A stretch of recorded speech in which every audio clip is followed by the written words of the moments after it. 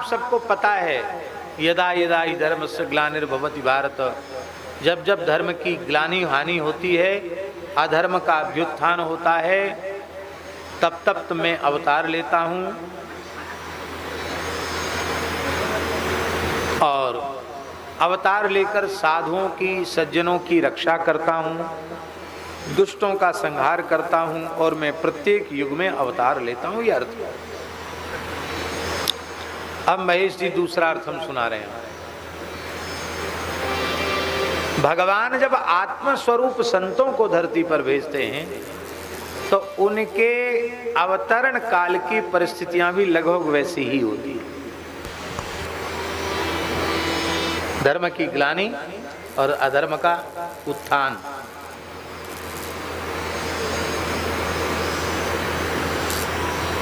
यदा यदा हि धर्मस्य ग्लानिर्भवति भारत अभ्युत्थानम धर्मस्य तदा आत्मानं सृजामि, तदा अहम आत्मानं सृजामि, तब मैं अपने आत्मा का सृजन करता हूँ। एक अर्थ है मैं अपने आप को स्वयं प्रकट करता हूँ, क्योंकि आप प्रकट भय विधि न बनाए।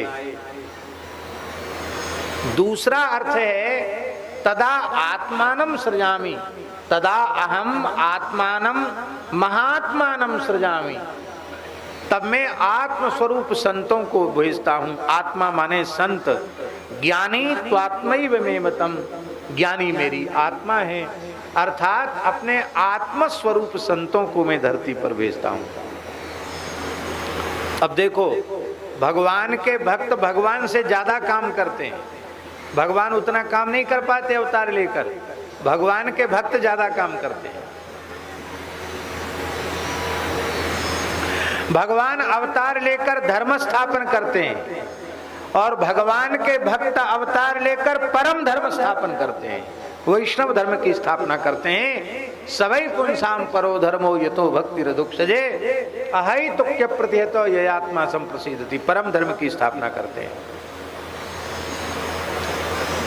भगवान भक्तों के संकट को दूर करके उनकी रक्षा करते हैं और भगवान के भक्त जीवों को ऊर्ध्वपुंड्र, तिलक, तुलसी, कंठी, तप्त मुद्रा, वैष्णवता के नियम, ज्ञान, भक्ति, वैराग्य के संस्कार देकर उनका परित्राण करते हैं। ये परित्राणाय साधूनां, सिद्धांत का उपदेश करके, स्वरूप प्रदान करके उनका परित्राण करते हैं। और भगवान अवतार लेकर दुष्टों का नाश करते हैं, पर संत अवतार लेकर दुष्टों का भी नाश नहीं करते, दुष्टों पे भी कृपा करते हैं, दुष्टों की दुष्टता का नाश कर देते हैं, उन्हें भी संत बना देते हैं। जो कल तक महादुष्ट था उसे महान संत बना देते हैं। हाँ, क्या कहें।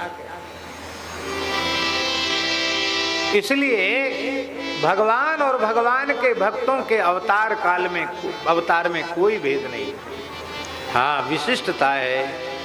मोरे मन प्रभु अस विश्वासा, मोरे मन प्रभु अस विश्वासा, राम ते अधिक राम कर दासा, राम ते अधिक राम कर दासा। और सबरी जी से भगवान क्या कह रहे हैं?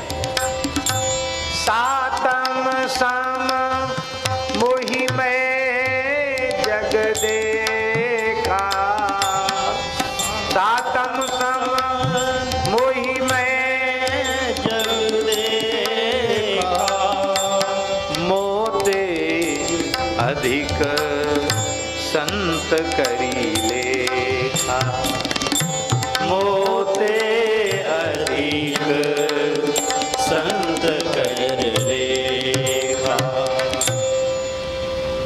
हाँ, मोही मैं जग देखा, मोते, सारे संसार को मेरे स्वरूप में देखो, पर संसार में संत हैं, उनको मुझसे अधिक स्वरूप में देखो। भगवान भी कह रहे हैं।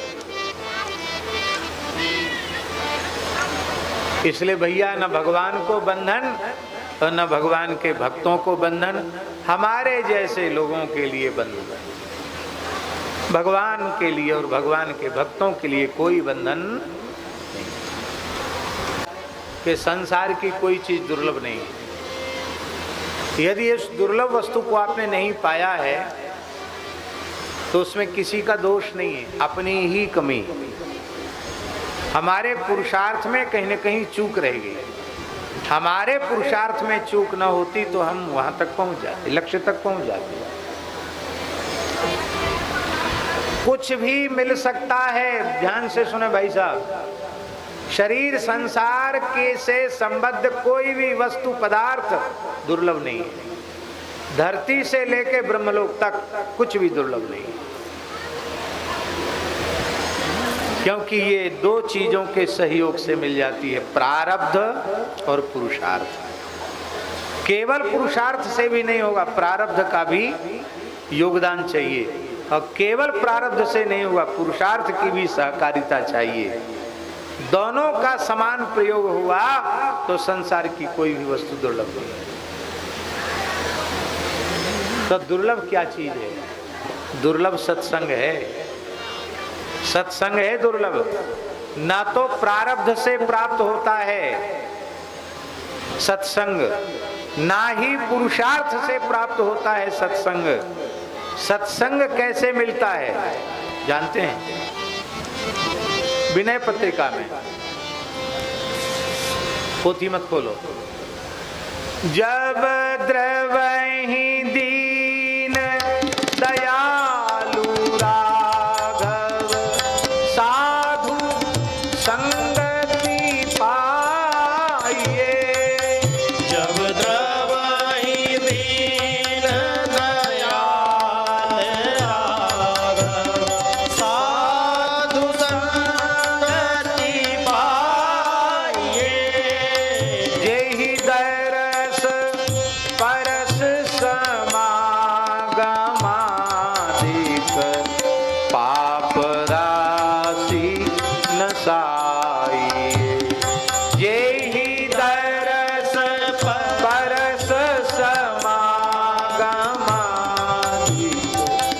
पाप राशि नसाइए। सत्संगति दुर्लभ संसारा, निमिष दंड भरी एक बारा। सब चीजें सुलभ हैं, सत्संग दुर्लभ है। इसलिए सत्संग के समान ब्रह्मांड में दूसरी कोई वस्तु मूल्यवान नहीं है। जब जीवन में सत्संग का अवसर आवे तो बड़े से बड़े अपने निजी लाभ का त्याग करके सत्संग में जाना चाहिए, क्योंकि लाभ की किछु हरि भगति समाना। और ये लाभ कब होता है? हाँ, सत्संगति मुद मंगल मूला। सत्संगति मुद मंगल मूला। मिलहि जे संत होई अनुकूला। मिलहि जो संत होहि अनुकूला। बिनु सत्संग विवेक न होई। राम कृपा बिनु सुलभ न सोई। राम कृपा बिनु सुलभ न सोई। आ संत विशुद्ध मिलहि पद तेई। संत विशुद्ध मिलहि पद पढ़ते